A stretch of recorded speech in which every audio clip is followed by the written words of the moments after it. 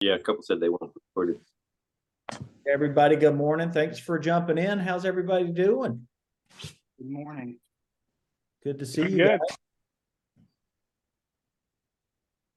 Sorry. Kayla, don't be afraid to show your face. We're all family here. You're not going to hurt anybody's feelings. If I can be on camera, you can be on camera. If April can be on camera, we can all be on camera. Love you, April. Good morning. Thanks for joining us. That's I'm not here, bad. guys. I just don't have, I don't know where my webcam is. I've lost it in the move. So, Uh-oh. Well, today we're going to talk about social media. So I hope you're ready. You know, we talk about the importance of social media a lot, especially with you newer folks. I think it's really important that you start to utilize it ASAP. I know that Brandon can attest to the fact that when he was starting out, he got a lot of feedback on his social media because people are like, man, you're crushing it. You're busy. You're doing it. You're doing everything. And I know he would tell me, man, I don't feel like I'm that busy. But what do we say? Perception is reality. People can't perceive that you're busy if you're not putting out there stuff that you're doing, right? So make sure that you're doing it. You're missing an opportunity. And with that being said, I'm going to turn it over to Brandon because this is his show today. Hey, good Thank morning. you. Good morning, Doug. If you could Morning. give me permission to pull up my stuff. I did do a brief little PowerPoint. I'm not a graphic designer, so this is pretty bare bones. So just bear with me, please. And sorry about my background. I know it's bright. I was going to do this outside, but my neighbor has a dog outside, and so my dogs are going nuts. I have it set so you should be able to share. Okay. I can never remember how to do this, so you may have to walk me through it. Should just be down at the bottom. You should have a share option. Let's see. Your share screen. Okay. Wonderful, wonderful, wonderful. Desktop, share. Okay, is this working? Yep, we got it. Can you see it? Okay. Okay, good. You can see my PowerPoint, correct? We can. Yes. Okay, good. Okay, awesome. Well, thanks everybody. I'm going to do a quick little primer here on social media strategy and execution.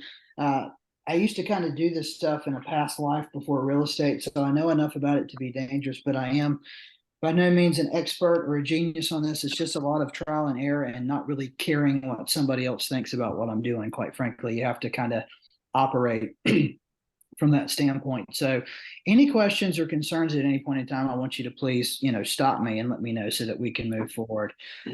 Here are the real four things that we're going to cover on this today: why, what, how, and when. So why do we do this? What's the point of social media, right? Why do we put ourselves out there? What do we expect to get from it? How are we going to do this? And when should we do it? Okay.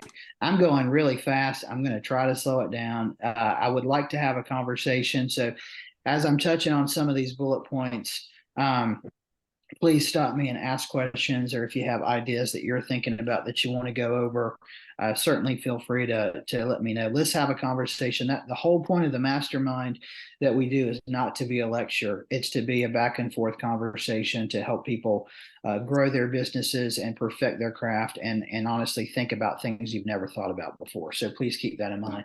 One thing I want to call attention to, look at this grid here of some of the videos that I've got.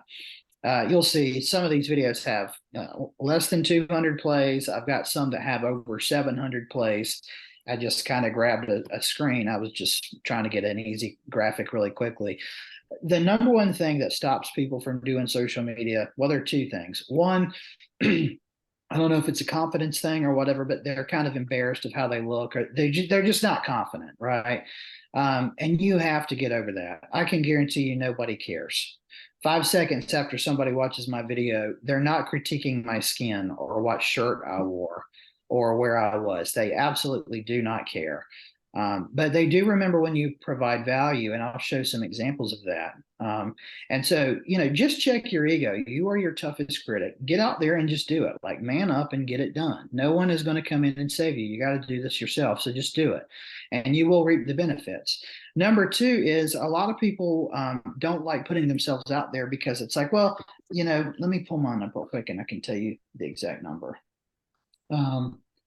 So on my Instagram account, which is the social media that I use the most, that I prefer, because I hate LinkedIn and I'm not really big on, I don't really care about Facebook. I have 943 followers, so less than 1,000.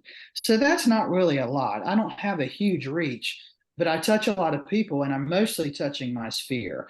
And so a lot of people are like, well, I don't have 15,000 followers. I'm not an influencer. So who's going to pay attention to, the content that I'm putting out there? Your friends and your family and your sphere. And your sphere is your best source of business, because you are your best source of business, right? Your sphere is better than any lead generation that you can get from Boomtown or buying leads elsewhere. And so we have to stay front of mind with our sphere. And so don't be so concerned with your ego and what you look out like, and is the skin perfect, the lighting perfect, is my script perfect? Just put yourself out there and reap the rewards, and your followers will grow. It doesn't really matter as long as you're getting engagement from your sphere. That's more important than anything else. So let's get into this. Why? What is the point of doing this? Well, as I just said, primarily you want to build a fence around your sphere.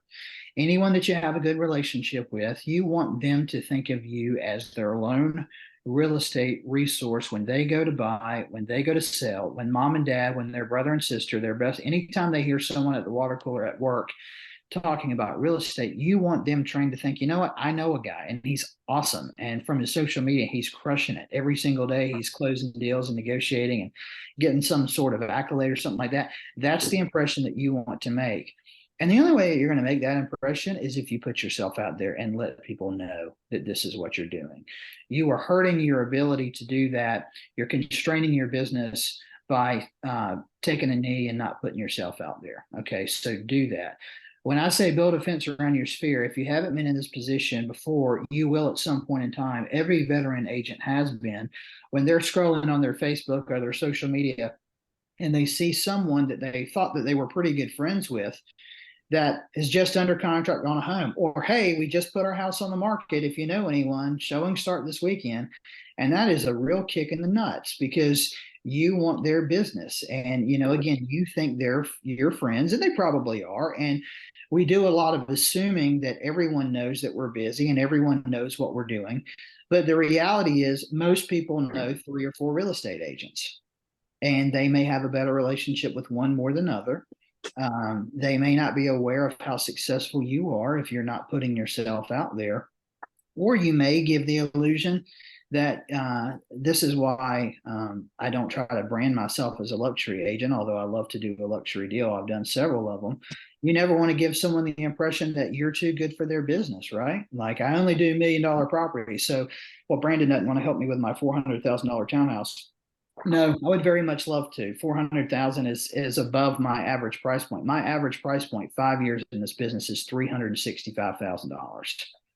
That's almost $100,000 below the Wake County average transaction. So, I'm not closing $1 million deals left and right. But you want to build a fence around your sphere so that you're front of mind and they know to come to you. And you also want to get to the second point I'm trying to make here. Yourself is one word, not two. I apologize for the grammatical snafu. You want to position yourself as a knowledgeable professional with a sound business, right? And so when you're talking about items of interest, when you're talking about, cannot forget his mans. when you're April, I can hear you. When you're talking about things going on in the real estate market or the financial industry, people may not listen to everything that you say. They may agree or may disagree with you, but you're actually putting yourself out there as a knowledgeable professional that is transacting real estate and providing solutions and helping people facilitate transactions day in and day out, and not some pretend TikTok influencer that throws their right hand out and then some word pops up on the screen, right? Like, you are positioning yourself as someone that is actually transacting real estate and that you know what you're talking about. And that's the impression that you want to give. You want to give the impression that you know this industry, you know this market, and you are a sound resource for them. And how do I know that I'm that person? Well, because I do a lot of business, and you have the ability to put yourself in a position to market yourself that way. Another reason you want to do this is you want to provide value, right?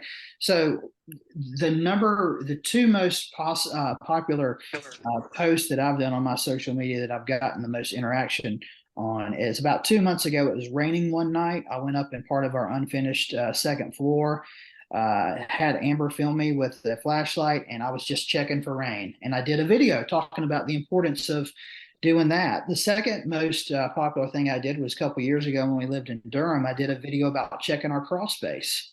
I've done a lot of content on homeowner maintenance, and I cannot tell you dozens of times how many people have messaged me or text me, or when I've met someone for a drink and they've said, you know what we just did this weekend? Guess what? We had our dryer vent line cleaned out. I never thought to do that, but I saw that because of your video on Instagram, and it was bad. The guy said, it's amazing we haven't had a small fire yet. I have had that interaction with people dozens of times. And so what did that do? One, I engaged that person and I presented myself as a professional that knows what they're talking about, that provides solutions, that knows how to help people.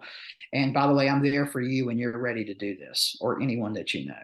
And so by providing value, people remember that stuff. It's not going to make someone buy or sell a house today, but it's going to stick in the back of their mind. Hey, we're thinking about doing this to our house. Who should we call? Well, we're going to call Brandon, and he's probably got a resource for me. And then when the time comes for us to buy or sell, I'm going to call Brandon back because we've already established a relationship, right? The next thing is, this is free advertising, and it ties in with the next bullet point on here. Prospecting is part of the business that we sign up in, and I don't care how good you get, you're always going to be doing prospecting. It doesn't matter if it's prospecting from online leads or you're just prospecting to sphere and past clients. Prospecting is my least favorite part of real estate, but we sign up for it, and I still continue to do it just like I was a brand new agent.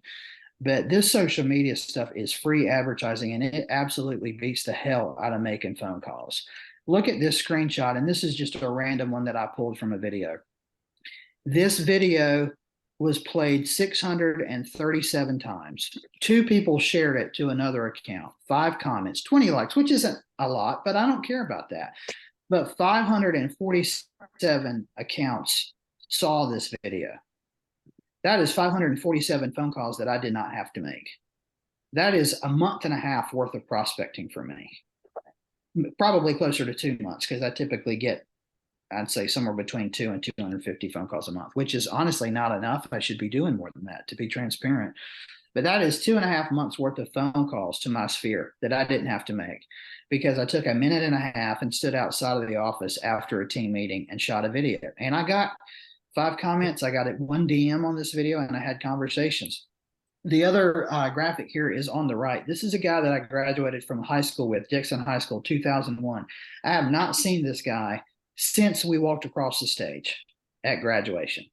I did a video in August on how date the rate and marry the house was a bunch of BS, and real estate agents should not say that crap.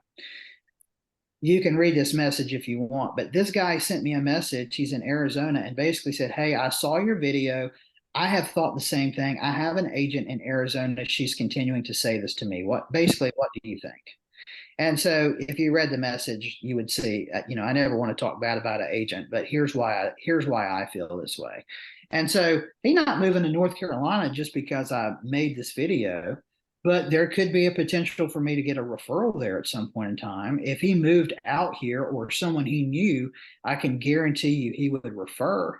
This is planting seeds for your business. It's absolutely no different than calling a boomtown lead 10 minutes after they register in your system and nurturing for a year and a half before they decide that they're in a position to transact real estate. That is the game that we play. Everything that we do in real estate is the long game.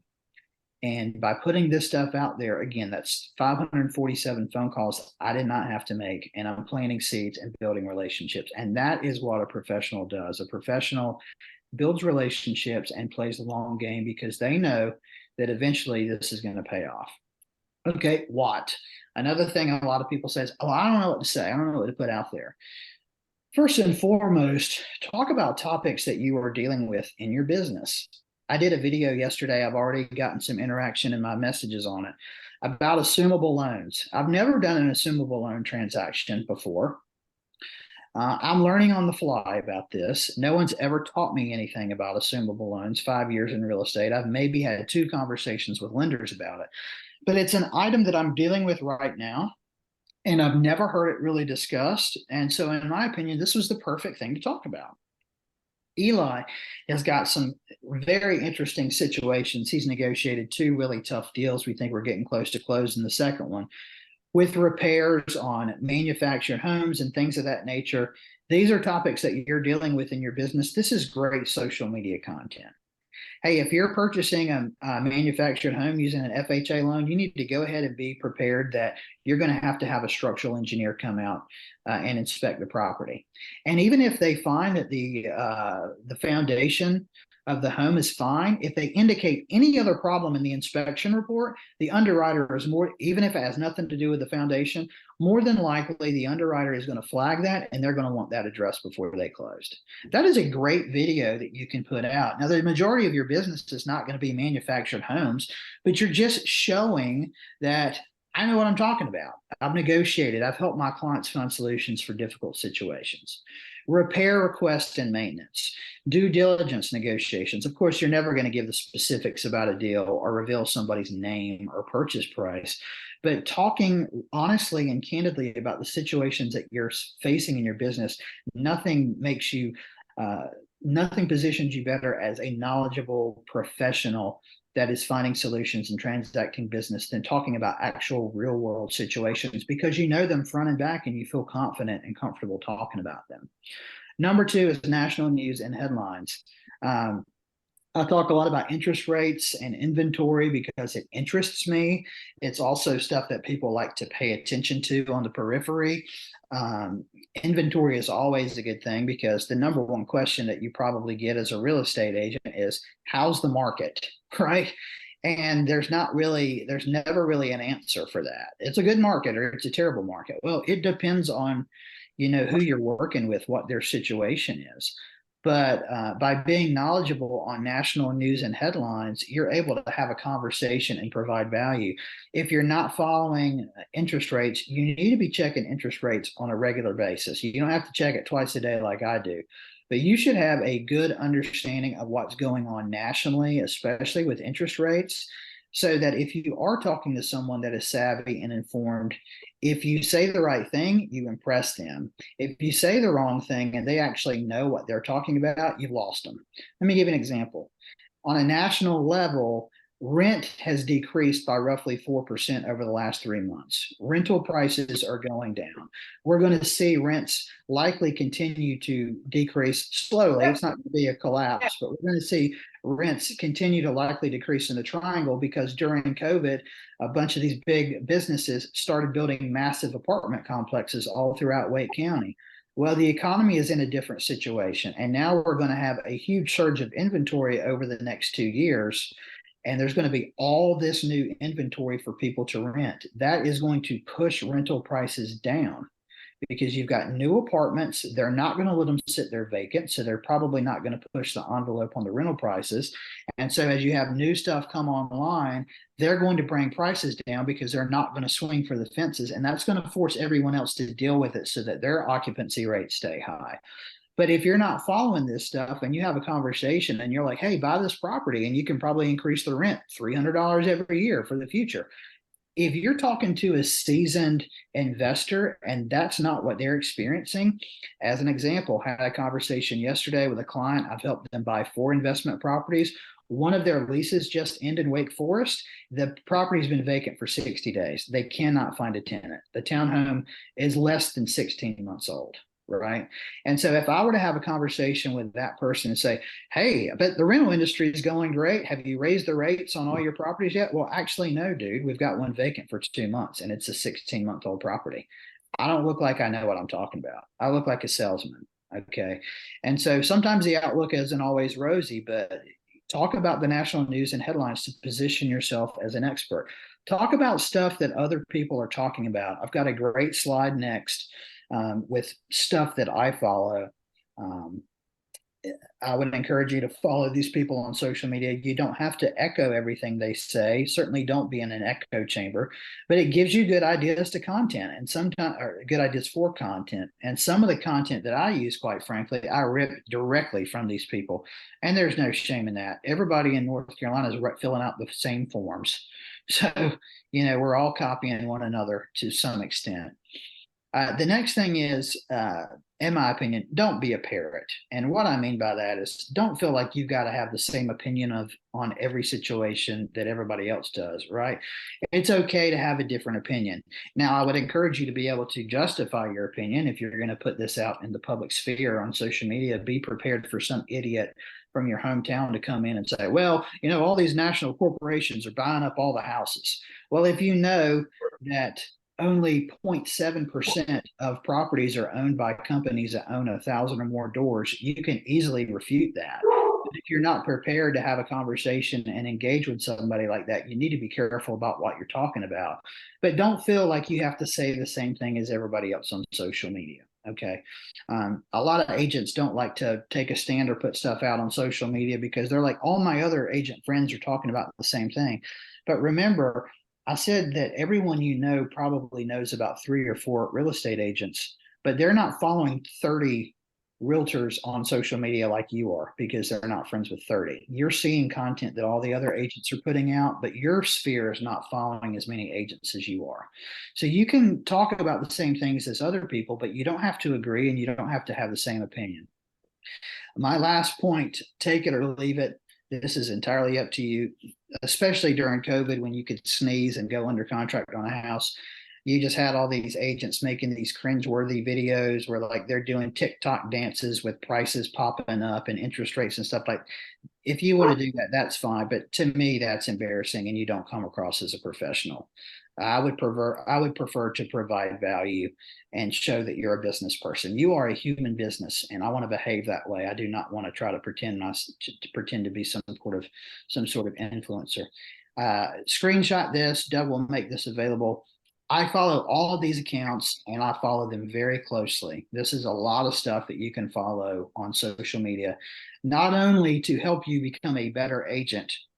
I am a substantially better agent because I follow these people closely, but also for content ideas and to know what's going on a national basis. Not as much local, but national. And if you can explain stuff on a national basis, it can help you show the difference between the national level and our local business because you do know local, right? Because you're working at it every single day. Tom Toole owns a Remax firm in the Philadelphia area. He's the best objection handler I've ever seen. He provides a lot of content for agents. Byron Lazine owns a team in Florida and a team in Connecticut, very similar to Tom Toole. They actually have a business together, Broke Agent Media, which is now BAM. Follow that. Everybody knows Tom Ferry. He's a coach, great resources, tries to sell you coaching. Take the free stuff. Inman News is a news outlet for the real estate industry. They put out all the national headlines. Podcast, Knowledge Brokers comes out every Friday. It's typically 30 to 45 minutes. I listen to that in the car on Spotify. It's also, all of these are also on YouTube if you don't have Spotify. BAM Hot Sheet is roughly 30 minutes every day, Monday to Friday at 9:30, as long as the markets are open. I listen to that regularly in the car. Tom Ferry, sometimes his content is a little too frou-frou or too feel good and not honest enough for me, but it is good. Housing Wire Daily, spelled daily wrong, I'm sorry. It tracks the real estate industry, mortgage rates, stuff like that. On Twitter, X, News Lambert. Lance Lambert used to be the housing beat guy for the Wall Street Journal. He recently quit and started his own business, and he has really deep dives into inventory, mortgage rates, housing cycles. He's a very informative guy to follow. You can get a lot of content just by following his Twitter. Logan Motashami works for Housing Wire. He tracks inventory and interest rates. Of course, there's Tom Ferry. Steve Harney founded Keeping Current Matters. I should put Keeping Current Matters on here. It's great on Instagram. They provide a lot of valuable data. It is often a extraordinarily rosy picture of the real estate market, so keep that in mind. They do appeal to sell membership to agents. But the data is good. And then the last guy, G. Rome Powell, is basically a doomsday housing guy that thinks he's perpetually thinks the housing market is going to crash any moment. But the reason I follow him is because he occasionally puts good points out there. And like I said, our job is to be honest with people and to provide value, not to be a salesperson. And so, even though this guy thinks that all homes in the country are overpriced 40% and that we're going to have a massive crash any day now, which he's been saying for about 6 years, eventually he may be right. He does occasionally make a good point, which is worth knowing or hearing or being able to speak on or research, because you may encounter a person like this on your prospecting calls. You may encounter someone like this in a consult or in a showing. Right. And so it's good to understand what other people are saying. In every avenue of life, you should avoid the echo chamber. So sometimes it's good to have a conversation or pay attention to someone who's saying something different than what you're saying. So how do we do social media? Well, you can do it however you want, but this is what I have found that works for me. Number one, you want to celebrate your successes. Put yourself out there. Celebrate the success so that other people know that you are successful and that you are knowledgeable. Okay, that's first and foremost. Number two is I love to celebrate my relationships. My content where I take a photo with my clients or have a photo of my clients is far more popular than just photo of a house, right? People can find if they don't care about a photo of a house, they want to see the relationship piece. And so I always get more interaction on relationship based content than I do anything else. Tout your achievements. You get an accolade, you're top producer on the team for the month, or you get awarded by some local business, or any kind of trophy or accolade that you get. Throw that thing on there. People are proud of you. They care about you. They want to be successful. They want to celebrate your success. Take a stand. I had a couple agents that I'm friends with up here that text me, and they thought I was an idiot for talking about how interest rates were bad, and I believe they're going to get worse. I do more business than them, so I don't care what their opinion is. I'm not afraid to take a stand and put something out there, and I think that that's good because people respect that. They know when you're giving them a sales pitch, and I don't do that. So, your people know who you are, and they know when you're being honest, and they want you to be honest with them. So don't be afraid to take a stand and say something. Now, I ain't getting into political issues, of course. I'm talking strictly about the real estate market, but that's good. Educate people. As I was talking about, I've done a lot of content on homeowner maintenance, a lot of stuff that people don't think about, especially people that I have not had as a client that I'm already friends with. Most people don't think about ever having their hot water heater descaled. 95% of people never once have their HVAC serviced while they own a home. Talk about those things, educate, provide value, provide solutions, right? The situation I was touching on with Eli earlier, you talk about, hey, if you're interested in doing this, you're probably going to have a structural engineer come out. That's preparing someone and providing a solution. Telling a veteran to see if they can look for a home with an assumable loan in a high interest rate environment. That's providing a solution. Talking to people about, hey, I'm priced out. I don't have the money to be competitive. Well, let's see if we can find a home that would work for you that's been on the market 14 to 30 or more days. So you may have an opportunity there to negotiate on price. That is providing a solution, right? We are a solution, but we're in the relationship business. And the biggest part of that is providing solutions after we establish the relationship. Finally, cut the camera on. Just don't be scared to do it. Now, I do watch my stuff back before I post it. And if I jumble my words, I might restart it, but I usually film them a lot quicker now than I used to, but just don't be afraid to do it. Nobody is judging you. Nobody in the world is judging you. You are your most difficult critic. When should we do this stuff? Well, I just became a parent, so everything is kind of up in the air right now. But typically, I try to do one real estate thing a day on social media. I don't like, some people will tell you to post stuff 12 times a day. To me, that's a little too much. I think people will block me or pause me if I do that. But I do try to provide one source of data or accomplishment or something real estate related every single day, especially on Instagram, usually a story. But I try to get something out once a day just so that people see it and I remain in their algorithm where they're regularly seeing my content, especially when I post something that has some real good value to it. You know, when you get someone under contract, when you get a new listing, when you close, when you get an online review, of course, that's the standard stuff. That's the stuff that you have to do for sure. But, you know, taking an opinion, talking about the market, talking about data, talking about headlines, taking a stand on something, you can do that any single day. You can do that any single day. And so, you know, we're going to get to a point eventually where rates are going to drop. I don't know when. I don't know if it's next month. I don't know if it's 7 months from now. But when that time comes, be prepared to put it out there. Hey, everything you guys have been waiting for has finally come. The rates are starting to snowball. Let's go. Let's get out in the car, you know, put your spin on it. When I have a note file on my iPhone, and when I get a good idea for a video, when I hear something in a podcast or see it on social media, sometimes I'll screenshot it, or when I'm having a conversation with a client, I put it in the note file. I write it down right then, because if I don't do it, I'll forget it. And so I typically have a rolling list of 3 to 8 ideas. If I get in a pickle and I don't know what to talk about and I haven't done a video lately, I just pull up the file, and then I can go for it. And I bang some content out real quick. The main thing to remember is that, like I said earlier, you are a human business. You're either open for business or you're closed. Sometimes we have to close, right? We have to go on vacation. We have to take our significant other to dinner. We want to do those things. We have to go to bed, but there's never a bad time to be open for business. And most of the real estate stuff that I do is Monday through Friday, unless I get something under contract, because I don't want to come across as real estate is the only thing I do in life. And I certainly like to put my personal life out there to an extent. But there's never a bad time to show that you're an expert. There's never a bad time to show that you're a professional. And so you got to put yourself out there for people to know that you're open for business. Visibility beats ability. If you're in the triangle office, you've heard me say this a couple of times.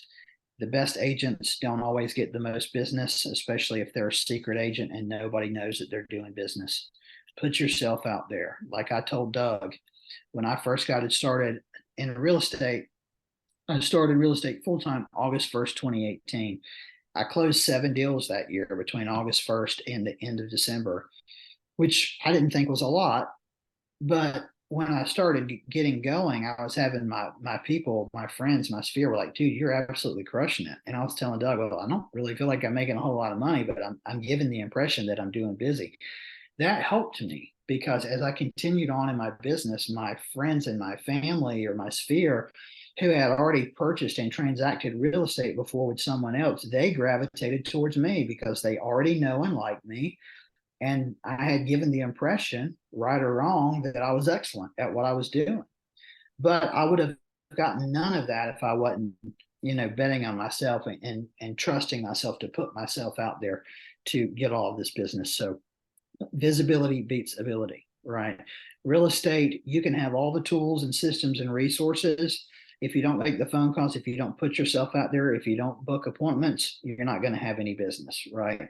You can have the best personality, but if you don't book appointments and put yourself out there, if you're not constantly working on your database and building business, if you're not visible, it doesn't matter how affable or how likable or how knowledgeable you are. So you got to put yourself out there to succeed in real estate, and it will absolutely pay off.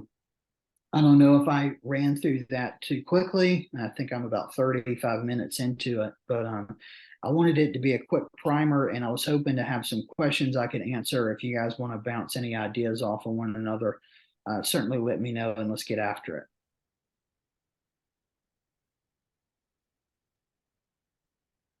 I thought that was great. I think one thing that I really want to stress, and I know that you would too, is, you know, you got to be mindful about this stuff. But at the same time, it doesn't take a ton of thought. Everything is potential content. Everything you do, if you're really working in this business as a full-time job, you should have plenty of content, because you're doing stuff all day, every day. You just got to pick what to put out there because it's there. You know, talk about the relationships you're building, talk about the questions you're being asked, talk about the answers that you're providing folks, talk about what you're seeing when you're showing homes. You know, I think any of that stuff. And also, you know, you want to mix in your personal stuff and stuff about where you are, where you live, those things too. You know, I think there's a formula. I don't know exactly what it is. It's in one of our trainings somewhere that talks about percentage of work, percentage of personal, percentage of community, right? But those are really the three big areas you want to focus on putting out there. You know, to some people, it might sound like a social media post a day is a lot, but if you're really committed to working 8 hours and this being a full-time job, one post, I mean, even if you really put work into it, how long does that take you? 10 or 15 minutes? How much time is left in the day after you spend 10 or 15 minutes on something? And are you planning these things to be part of your schedule? Remember, we talked about the ideal weekly schedule. We were just talking about revisiting it because of how after our first few months in the business, things start to change. So now we're working with clients more. We're not just on the phone all the time. Now we're out with clients. We're negotiating due diligence. We're working them through the process. Revisit your ideal weekly schedule and make sure that that marketing piece is built in. You know, no one can be there with you 8 hours a day to say, hey, this is what you're supposed to be doing now if you want to accomplish your goals. That starts with you. You've got to hold yourself accountable for that. And the only way you can do it is if you already have it as part of your plan, right? So make sure it's in your plan and make sure you're following your plan. It's your plan. It can be whatever you want it to be, but make sure that you have a plan and you're using it and holding yourself to it. That's the only way you're going to stay on top of your stuff in this business. Remember what I told you all when you started. What's one of the biggest reasons that real estate agents fail? They want a flexible schedule. Well, guess what? You got one and then you don't do anything with it. You don't fill your day with stuff to help you be successful and help you achieve your goals. You've got to show up for yourself to do that. So remember why you're here and why you chose to do this and who you're doing it for. I assume it's yourself and your family, right?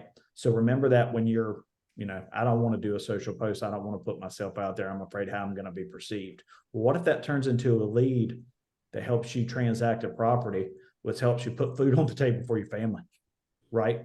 Think about that when you're having that self-doubt. That's just one way to look at it, I think. Yeah, I would agree with that. No shame in putting yourself out there and trying to generate business. Everything you're doing is ethical and you're trying to help people. And so those are all good things. Any feedback or questions from anyone that I can answer or help you out with?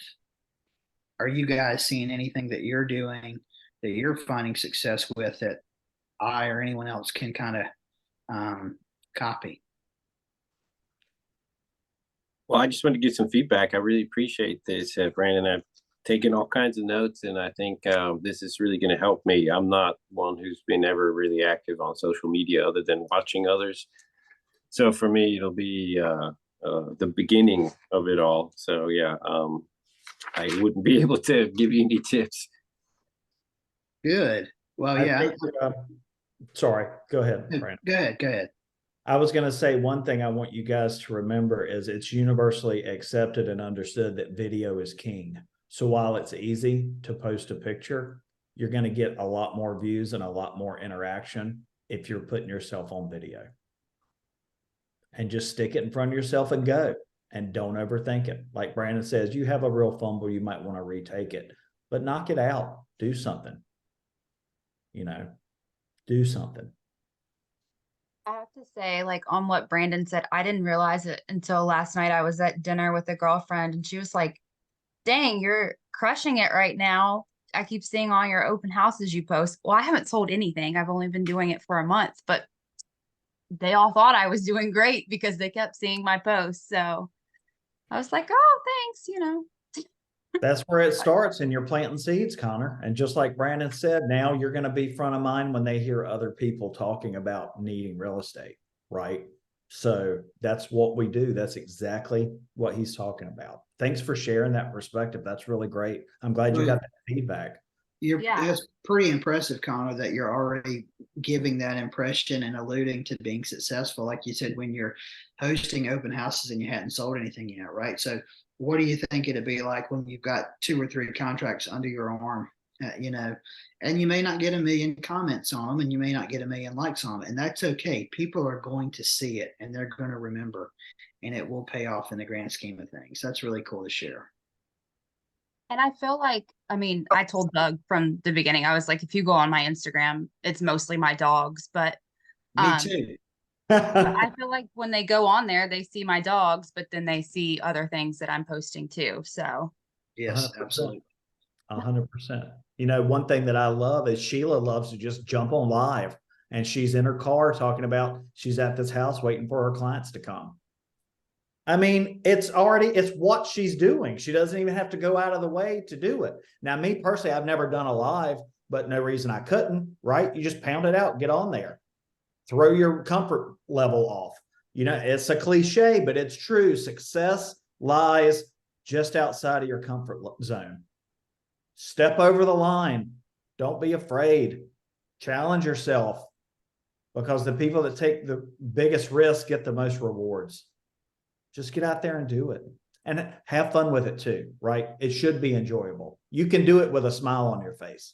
You can have fun with it. You can make jokes too. You can be serious, provide information. You can also make jokes and have fun with it. You can do a mix. There's no one formula except to do it. That's the formula, to do it. Yeah, the other thing I would say is, we've got a lot of newer agents on the call, and that's great. Um, it's easier to get acclimated and accustomed to doing this now than if you're in the business 3 or 4 years and you try to play catch up. You're just not going to do it. At that point, you've established a pattern. You're not going to all of a sudden be like, oh, I'm going to film a bunch of content. I just know enough people, like, you're not going to do it. So go ahead and get acclimated to doing that as you start now. And so that you just don't think twice, and you have, your social media feeds are going to be, they're going to document your rise in the business, and they're going to document your successes. And so I've had this happen where, like, I had a guy who registered on Boomtown. He said he wanted to sell his house. He was talking to another agent. He had his license in another state. He was thinking about selling it himself. I was like, okay, man, I get it. Here, I'm going to email you a link to my social profiles and my YouTube. Watch my listing videos and some stuff. The guy called me back the next day and was like, let's go. You're the guy. I think you'll market it better than I can do myself. And I honestly reached out to a couple other agents, and nobody's called me back. And so literally that was just, that was nothing. He just looked at my old content, was like, yeah, this guy seems like he takes it seriously. And so that was a $7,500 payday for me, and you'll have those exact same situations too, provided you put yourself in that environment for it to take place. I think too, whenever you were talking about just telling clients how to service their houses, checking the HVAC, checking, the vents and the dryer, things like that can really, just give them ideas how to upkeep their home when they are prepared to list it, so they are where they need to be whenever they're ready. You're exactly right. One of the most responded to videos that I've done, I actually filmed this video like 2 hours before we went to the hospital for our daughter to be born, and I sat on it for like a week and a half. Again, homeowner maintenance video. And the whole point of the video was that, this hasn't happened to you yet. I can promise you it will at some point in time. You're going to have a listing appointment, or even worse, a sphere that wants you to sell their listing, and they want to price it, $15,000 above the market, and they haven't done a damn thing to the house the whole time they've lived in it. They've never changed the air filter. They haven't had anything serviced or cleaned. They haven't even had it pressure washed. And it's uncomfortable because you're the expert and you have access to the data and you know what you're doing, but you don't want to tell your friend, well, geez, if you'd taken care of this place, maybe this would be possible, but you haven't lifted a finger the whole time you've been here, and this is not realistic, especially at 8% rate environment. And so that video connected with people. I've had people that followed up with me that have said, I've been meaning to do this and I haven't done this. We're not planning on selling, but I needed to hear this, right? And so one thing, I didn't really touch on this in my presentation, but I'll talk about it briefly. One thing that a lot of agents do on social media that I do not like is they're always trying to sell somebody something. And to me, it comes across as desperate, wanting money, trying to talk you into doing something that you may or may not be prepared to do. And so most of the content that I provide is about providing a resource or a solution to someone, not, hey, it's a great time to buy. You should really cash your 401k out. Don't worry worry, you'll have all this equity in 3 years. You don't know that. And it's not your place to tell someone how to spend their money. And so I try to avoid that stuff. And it's been successful for me to try to provide solutions and beneficial information to people.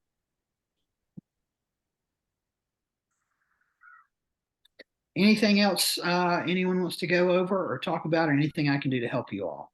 Just real briefly, Brandon, can you just talk about kind of your process for setting up, recording your videos, and then maybe how you edit or add to them or any of that stuff if you're posting at a particular time of day, anything like that?